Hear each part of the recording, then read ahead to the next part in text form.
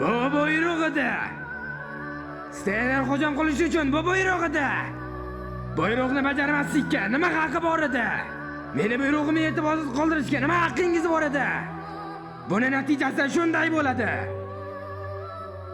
Harbiylar, fuqarolar va xodimlar meni aldadi.